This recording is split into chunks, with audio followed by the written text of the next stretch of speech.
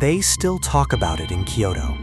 Not loudly, not in public, but in the back rooms of old dojos, where the wooden floors smell like cedar oil and dried sweat, where masters speak in half sentences and let silence carry the rest.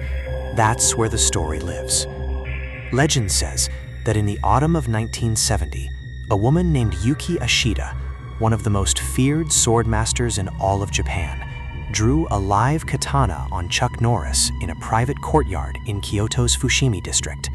She was not testing him. She was not sparring. She wanted to prove, in front of witnesses who mattered, that no American, no matter how decorated, could survive the blade of a true samurai. What happened next has been debated, dissected, and whispered across martial arts circles for over 50 years. Chuck Norris disarmed her with his bare hands in under 3 seconds. To understand what made that moment so extraordinary, you have to understand who Yuki Ashida was. She hadn't walked into that courtyard on reputation alone. She had built that reputation, one challenge at a time, over 2 decades of relentless, almost inhuman discipline. Born into a family with roots in the old Kenjutsu traditions of the Edo period, Yuki had trained before she could write her own name. Her father, a strict, largely silent man who believed the sword was the truest mirror of character, had begun her formal training at age 4. By 12, she was sparring with grown men. By 20, she had won competitions across 4 prefectures. By the time she was 35, she had earned a title that almost no woman in Japan had ever been given, Kenshi no Haha, Mother of the Sword. She was, by every measure of the traditional martial arts world, extraordinary, and she had a problem with Chuck Norris. Not personally, not at first, but word had been traveling through Japan's martial arts community since Norris had arrived in the country. A quiet, broad-shouldered American who trained with a focus and economy of motion that made experienced practitioners stop and watch. He had won tournaments, he had studied under Tangsudo masters and absorbed their teachings with a speed that bordered on unsettling. He moved, people said, like he had been born already knowing. That was exactly what offended Yuki Ashida. To her, the sword was the pinnacle. Not kicks, not fists, not the imported American blending of Korean and Japanese styles that Norris represented. The blade was the highest expression of martial philosophy, and she believed, with the certainty of someone who had dedicated her entire existence to a single discipline, that no unarmed practitioner could survive against a master who carried one. She had expressed this opinion to the wrong people. Word reached Norris. Here's what nobody understood yet. Chuck Norris did not seek this confrontation. He never did. He was in Kyoto to study, not to perform. But when the challenge was issued formally, through intermediaries with standing in the community, declining wasn't an option. Not because of pride, because in that world, refusal was its own kind of statement, and Norris had no interest in making it. A meeting was arranged, a private courtyard, late afternoon. 8 witnesses, all senior practitioners, all sworn to discretion. No cameras, no press, no record, just 2 people and the distance between them. The courtyard was enclosed by stone walls draped in autumn ivy. The light that day was low and amber, the kind of light that makes shadows long and everything feels slightly slowed down. The ground was packed dirt, swept clean, with a single pine in the far corner that dropped needles without sound. Norris arrived first. He stood near the center, relaxed in a way that witnesses later described as almost disrespectful. Hands loose at his sides, weight balanced, expression unreadable. He wore simple training clothes. He carried nothing. Yuki arrived 2 minutes later. She was smaller than most expected, compact, precise in every movement, the way a person becomes when every step they've taken for 30 years has been deliberate. She wore a dark practice gi, traditional hakama, her hair tied back in a severe knot. The katana was already at her hip, a blade that one witness described as the kind of sword that looks like it is already decided. She did not bow to Norris. That was the first signal. In the formal language of Japanese martial etiquette, that omission wasn't rudeness, it was classification. She was not greeting a peer, she was acknowledging an obstacle. The 8 witnesses arranged themselves along the walls. No one spoke. The pine dropped another needle. What was Chuck Norris thinking in that moment?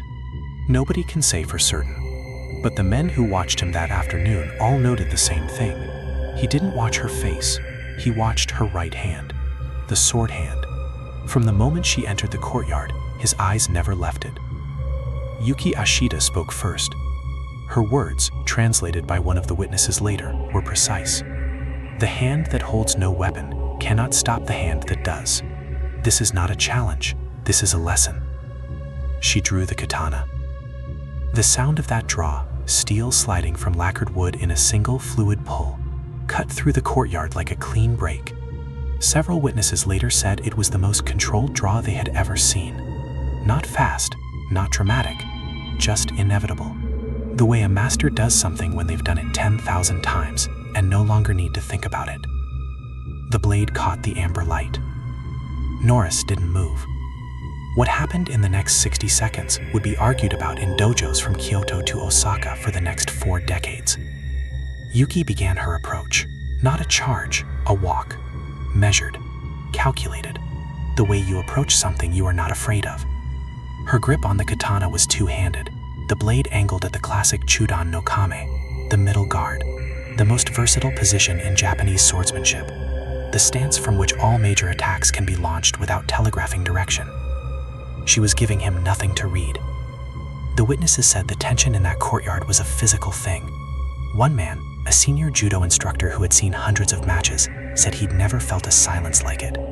The kind of silence that has weight, the kind that presses on your chest. Yuki closed to 8 feet, then 6. Norris shifted his weight, just barely. A micro adjustment in his rear foot that most people would miss, but Yuki didn't miss it. She had been watching his feet the same way he'd been watching her hands. She recognized the shift. He was loading for a lateral movement. She adjusted her angle. 4 feet. She raised the blade. It happened before the witnesses fully processed that it had started. Yuki's strike was a kesagari, a diagonal cut, upper shoulder to opposite hip, the most powerful and committed attack in the classical kenjutsu arsenal. It was not a test strike, it was a finishing technique, delivered with 30 years of muscle memory and complete conviction. Every ounce of her training said, "This ends here." Chuck Norris stepped inside it. Not away, inside. He moved left toward the blade, closing the gap instead of creating it. A decision so counterintuitive that 2 witnesses literally inhaled audibly. When you move away from a sword cut, the blade can follow. When you move inside the arc, inside the kill zone, you change the geometry of the entire attack. The blade passed inches behind his right shoulder. His left hand found her wrist. Not a grab, a redirect, using the forward energy of her own strike, with the motion, not against it, the way a river stone doesn't stop water but bends it. His right hand went simultaneously to the base of the blade, palm flat, thumb locked against the spine of the weapon where the force of a cut cannot generate leverage. 2 points of control, simultaneous. Applied in the same instant he moved inside the arc. Yuki's grip was expert. It would have resisted most people. It did not resist what happened next. Norris rotated. A sharp, violent rotation of his entire torso. Hips, shoulders, arms moving as a single unit the way only elite practitioners can generate. And the physics of it simply overwhelmed the grip. The katana came free. Not yanked, rotated out. The way you open a jar, except the jar is a live sword in the hands of one of Japan's most dangerous practitioners. From entry to disarm, less than 3 seconds.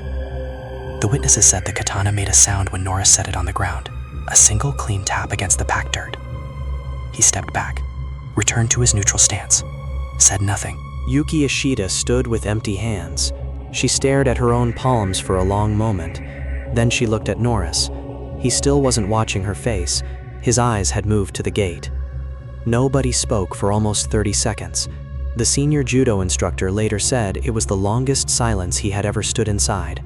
Then one of the witnesses, an elderly kendo master named Fujimoto, who had been teaching for 40 years, walked to the center of the courtyard, picked up the katana, and placed it in Yuki Ishida's hands with a formal 2-handed bow, a gesture of respect, not for the loss, for what she had attempted and what she had encountered. Yuki accepted the sword. She bowed back. Then she turned to Norris and gave him the bow she had withheld at the entrance. Deep, formal, the bow of one practitioner to another, peer to peer. Norris returned it. No words were exchanged between them. None were necessary. The 8 witnesses left in silence. They had agreed before the meeting that what happened in that courtyard would not be publicized. No announcements, no tournament records, no press. This was not a competition. It was a reckoning, and reckonings are private. But stories don't stay private in martial arts circles. Within weeks, fragments of the account had traveled. A witness mentioned it to a student. The student told a colleague.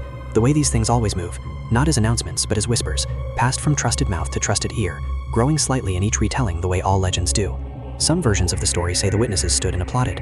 Others say Yuki Ishida spent 3 days in seclusion afterward, rethinking everything she believed about the relationship between weapon and practitioner. Nobody filmed it. No documentation exists.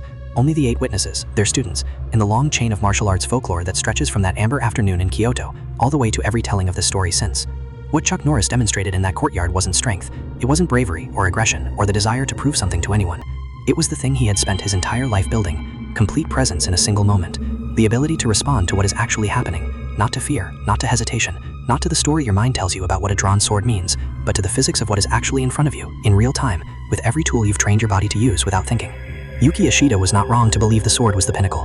The sword in the right hands is devastating.